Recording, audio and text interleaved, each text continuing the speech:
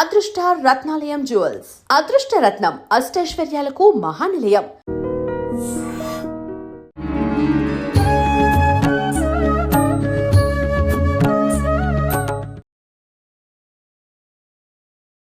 నమస్కారం, welcome to I dream. ధర్మ మార్గం విత్ విజిత కార్యక్రమానికి స్వాగతం. ప్రస్తుతం మనతో పాటు ఉన్నారు అగస్త్య స్పిరిచువల్ ఆర్గనైజేషన్ వ్యవస్థాపకులు క్రియాయోగి ఆదూరి ఉదయ్ భాస్కర్ గారు. ఇప్పుడు వారితో మాట్లాడదాం. నమస్కారం అండి. నమస్కారం అండి. అయితే లలితా సహస్రనామ పారాయణం చేయాలి అని అంటే ఎంతో మందికి ఎన్నెన్నో సందేహాలు. ఇప్పటికే చాలా మంది అమ్మవారి లలితా సహస్రనామాలు పారాయణం చేస్తూ ఉన్నారు. అయితే ఈ పారాయణం చేస్తున్నప్పుడు కూడా ఏదన్నా తెలిసి తెలియక ఏమన్నా తప్పు చదివితే మళ్ళీ అమ్మవారు మమ్మల్ని శిక్షిస్తుందేమో, లేదంటే మాకేదన్నా దోషం వస్తుందేమో, అమ్మవారు మాకు శాపం పెడుతుందేమో, ఇలా రకరకాల భయాందోళనలకి గురవుతున్నారు చాలామంది. నిజంగా అమ్మవారు మనం పొరపాటుగా అది తప్పు తెలుసో తెలియకో తప్పు చదివినంత మాత్రాన ఈ సహస్రనామాల్ని నిజంగా అమ్మవారు దూషిస్తారా? వాటి వివరణ, అసలు నిజంగా ఈ లలిత సహస్రనామం పారాయణం చేస్తే ఎటువంటి ఫలితం వస్తుంది, దాని గురించి. తప్పనిసరిగా ఐ డ్రీమ్ ప్రేక్షకులకి అందరికీ శుభాకాంక్షలు. శ్రీమాత్రే నమః. ఓం గురు బ్రహ్మ గురు విష్ణు గురుదేవో మహేశ్వర గురు సాక్షాత్ పరం బ్రహ్మ తస్మై శ్రీ గురవే నమః. అఖండ మండలాకారం వ్యాప్తమేన చరాచరం యత్పదం దర్శితమేన తస్మై శ్రీ గురవే నమః. ఓం నిర్నామ నిఖిలేశ్వర నిరంజనానంద ఘన త్రిపురా పరమేశ్వర గగన సింధు భైరవ మహావతార్ బాబాజీ శ్రీ చరణం నమః. విశ్వం గురుభ్యో నమః. సచ్చిత్ ఆనంద గురుభ్యో నమః. అంటే మామూలుగా అండి గురు పరంపర అంటారు. గురు పరంపరగా ఈ లలితా సహస్రనామం శ్రీ విద్య, శ్రీచక్రం అన్న, అమ్మవారన్న, లలితా సహస్రనామం అన్న, బ్రహ్మ విద్య, ఇవన్నీ కూడా ఒకటే. అందుకని ఈ బ్రహ్మ విద్య, ఇది లలితా సహస్రనామం అంటే బ్రహ్మ విద్య. అందులో 4 రకాలు కూడా బహిర్యాగ, అంతర్యాగ, రహోయాగ, మహాయాగాలని 4 యాగాలు ఉంటాయి. అంటే అష్టోత్తర నామావళి బహిర్యాగానికి గుర్తు. అట్లా ఇందులో వేరేవైతే కేవలం అష్టోత్తరం సహస్రం ఉంటాయి. కానీ ఈ లలితా సహస్రనామం దగ్గరికి వచ్చేవాడికల్లా 4 ఉన్నాయి. అష్టోత్తరం ఉంది, బహిర్యాగం అంటే అమ్మవారిని బహిర్గతంగా ఆమెను ఎలా ఊహించుకోవాలి, ఎలా ఉండాలి అని చెప్తుంది. రెండవది మంత్రం. అంతర్యాగం అంటే మంత్రం. అంటే మంత్రం అంటే పంచదశి, బాల పంచదశి. బాల అందరు చేసుకోవచ్చు. ఇప్పుడు ఎలా అంటే అమ్మవారిని ఏ భయం సందేహం లేకుండా మన సొంత తల్లిగా భావించి భూమాత, గోమాత, అమ్మవారు స్వరూపంగా మరి గోవుకి ఎంత మనం ప్రాధాన్యత ఇచ్చి ఎంత జాగ్రత్తగా, మరి ఈ పాలు కాకుండా మనం కనుక గోపాలే కనుక తీసుకున్నట్టు ఎంత మన ఆరోగ్యం బాగుంటుంది, అందరికి తెలుసు కదా. అలాగే అమ్మవారిని ఎప్పుడు కూడా భయపడాల్సిన పనేం లేదు. కానీ గురుముఖత, కొన్ని మంత్రాలని మాత్రం గురుముఖత మనం తీసుకొని ఆచరిస్తే మంచిది. మిగిలిన వాటికి నామపారాయణ ప్రీతి నమః అని మామూలుగా స్తోత్రంలో ఉన్న నామాలు కానీ, అష్టోత్తరంలో ఉన్న నామాలు కానీ, ఇలా త్రిశతి మంత్రము అంటే అంతర్యాగం అంటే త్రిశతి అని ఉంది. 300 నామాలు అంటే 15 బీజాక్షర నామాలు. పంచదశికి 15 బీజాక్షరాలు ఉంటాయి. ఒక్కో దానికి వివరణ 20 ఉన్నాయి. అందుకని ఆ 300 కలిపి త్రిశతిగా ఇచ్చారు. అష్టోత్తరం అయిపోయింది, త్రిశతి మంత్రం అంతర్యాగం అయిపోయింది. ఇకపోతే రహోయాగం అంటే క్రియాయోగం. రహో అంటే వెలుగు. ఇప్పుడు ఏదైతే శబరిమలై అందరూ వెళ్ళి జ్యోతి దర్శనం చేసుకుంటున్నారో, ప్రతి వాళ్ళకి అమ్మవారిని ఉపాసించిన వాళ్ళకు కూడా ఈ అవకాశం ఉంది.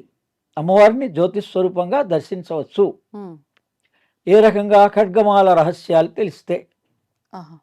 అందుకని ఆ ఖడ్గమాలలో ఓం ఐం హ్రీం శ్రీం ఐం క్లీం సౌం ఔం నమ త్రిపుర సుందరే మొదటి నామమే మంత్రం. సహస్రంలో కూడా అంతే. శ్రీమాత, శ్రీ మహారాజ్ని, శ్రీమత్ సింహాసనేశ్వరి, శ్రీమాత్రే నమః అందరూ చదువుకోవచ్చు. అలాగే బాలామంత్రం ఐం క్లీం సౌం అందరికీ పుస్తక రీత్యా కూడా మరి మంత్రం ఎప్పుడైతే ప్రింట్గా అయిందో అమ్మవారుగా భావించి మాతృదేవోభవ, పితృదేవోభవ, ఆచార్య దేవోభవ. ఒకవేళ తల్లి తండ్రి ఎవరికి ఈ అమ్మవారిని ఆచరించేటువంటి చదివేటువంటి అలవాటు ఉందో వాళ్ళని అడిగి వాళ్ళనే గురువుగా భావించి మనం చదువుకోవచ్చు. భయం ఏం లేదు. లేదు గురువుగా సద్గురు దొరకగలిగితే మంచిది. అందుకని వీటి వల్ల ఏంటంటే ప్రయోజనం అని అంటే మన దేహంలో ఏ సమస్యలు వచ్చినా ఆ అమ్మవారు ఆయా సమస్యలకి సమాధానం ఆ రకంగా చెప్తోంది ఆమె. అందుకని అది మనం ఇప్పుడు సంతానం మామూలుగా గర్భవతిగా ఉన్నటువంటి వాళ్ళు ఉన్నారనుకోండి, అవును. మరి వాళ్ళకి సుఖంగా డెలివరీ అవ్వాలి, హాయిగా ఈ 9 నెలల్లో మనం ఏదైతే మన పిల్లల యొక్క భవిష్యత్తుని కాంక్షిస్తున్నామో, పిల్లలు పుట్టిన తర్వాత వాళ్ళ గురించి ప్రయత్నాలు చేయడం కాదు, అసలు ఆ 9 నెలల లోపలనే మనం బ్రహ్మ విద్య అంతా ఉంది, ఆధ్యాత్మిక విద్య అంతా ఉపయోగించుకోవచ్చు. అందుకని కనీసం ప్రసవం సురక్షితంగా జరగాలి, సవ్యంగా ఉండాలి, తల్లి బిడ్డ క్షేమంగా ఉండాలి అంటే గర్భ రక్షాంతికాయై అనేటువంటి దేవాలయం ఉంది.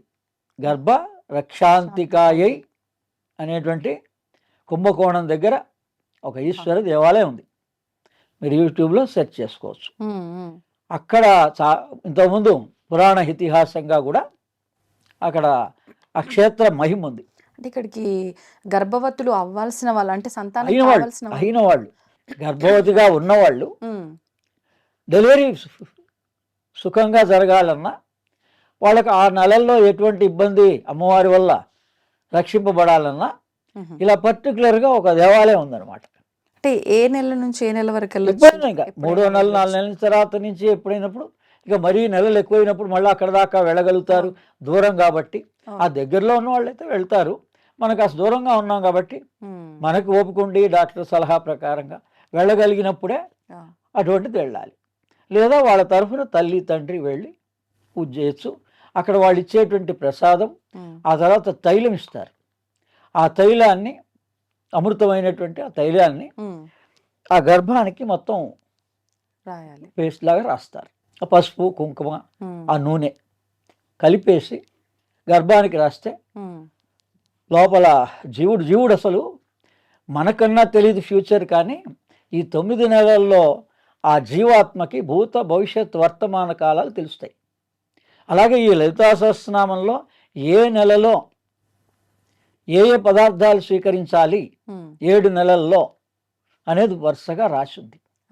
ఆ రకంగా ఉపయోగించుకోవచ్చు అమ్మవారిని. అంటే పాయసాన్న ప్రియ అవన్నీ ఉన్నాయి కదా, మామూలుగా ఒక వరుస క్రమంలో వస్తాయి. అవన్నీ ఏమిటి, ఆయా చక్రాల దగ్గర. అంటే గర్భంగా మొట్టమొదటి పిండం ఎలా ఆవిర్భవం అవుతుంది, 2వ నెలలో ఏమొస్తాయి, 3వ నెలలో ఎలా ఎలా అభివృద్ధి చెందుతూ ఉంటుందో, అందుకని ఆ అమ్మవారికి నివేదనగా ఆయా పదార్థాలు పెట్టారు. అందుకని అది 9 రోజుల్లో మనం కనుక నవరాత్రులుగా పాటిస్తుంటాం. ఇప్పుడు మామూలుగా ఈ మాఘమాసంలో రాజశ్యామల నవరాత్రులు జరుగుతున్నాయి. ఎప్పుడైనా కానీ నవరాత్రులు 4 సార్లు వస్తాయి సంవత్సరంలో. వారాహి నవరాత్రులు వస్తాయి శాకంబరిగా. ఆ నెలలో అమ్మవారిని శాకంబరి అలంకారం కూడా చేస్తారు.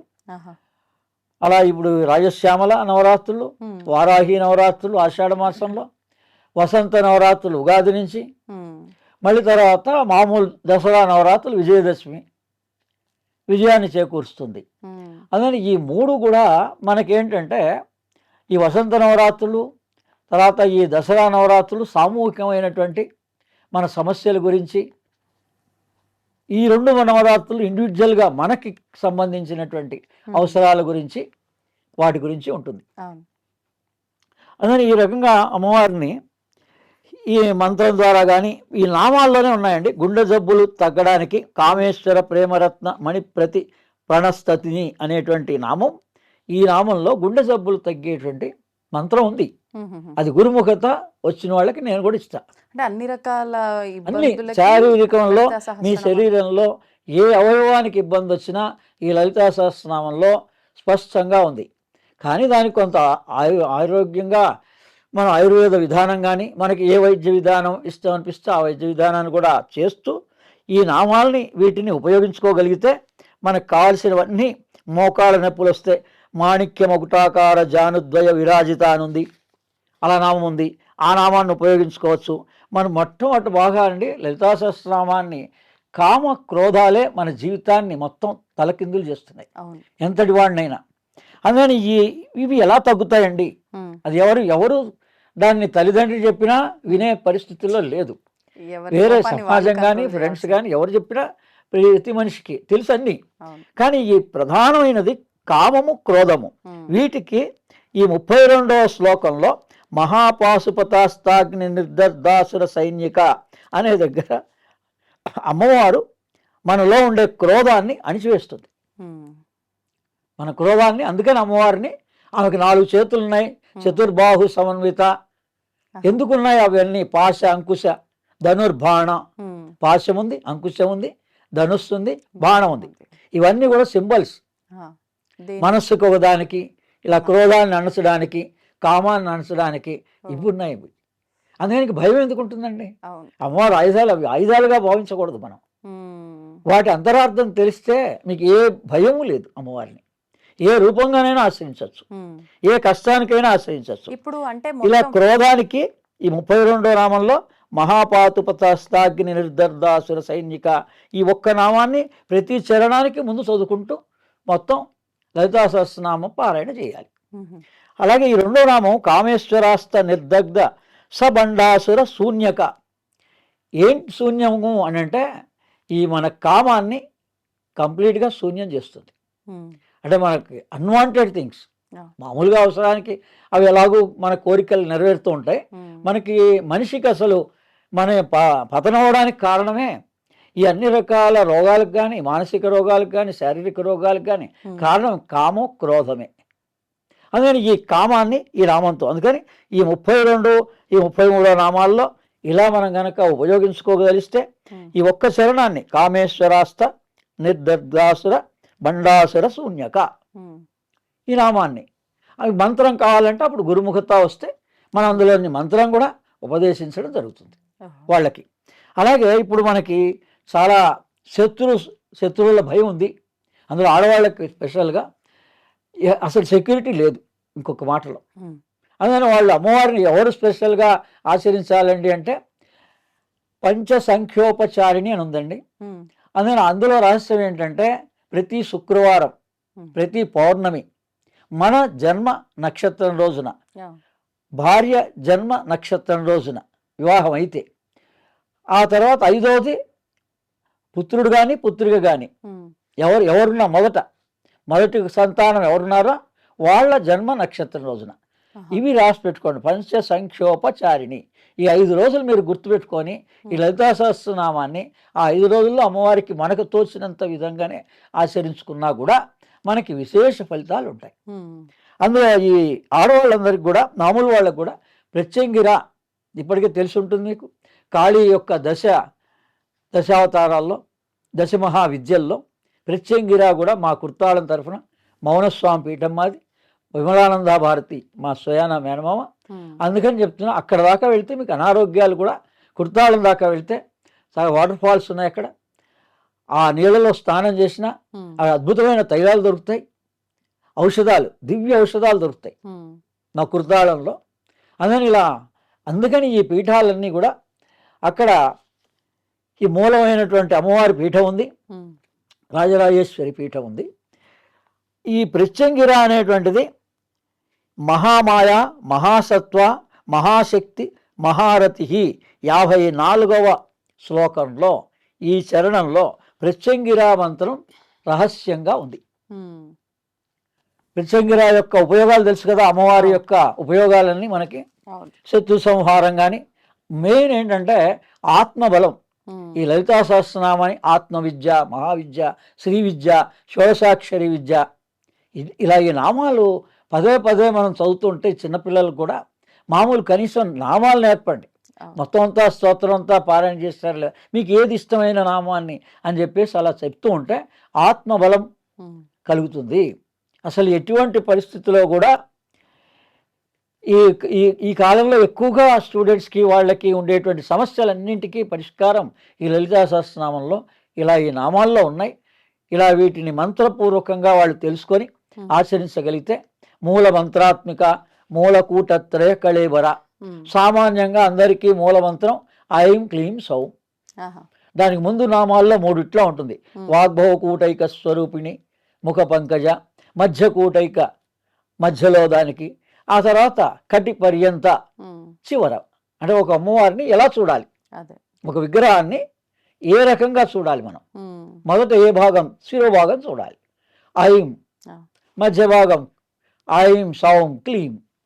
అందుకని ఈ బీజాక్షరాలన్నీ కూడా ఆ అమ్మవారి స్వరూపానికి వర్ణన మంత్రపూర్వకంగా ఆ అమ్మవారిని శ్రీచక్రంగా ఆ మంత్రం ద్వారా ఆచరిస్తూ ఉంటారు. ఒకవేళ అవన్నీ మనం చేయలేకపోయినా ఈ స్తోత్ర పారాయణ చేసుకొని ఉమ్. మనకు కావాల్సిన ప్రయోజనాల్ని తప్పనిసరిగా పొందొచ్చు. ధన్యవాదాలండి.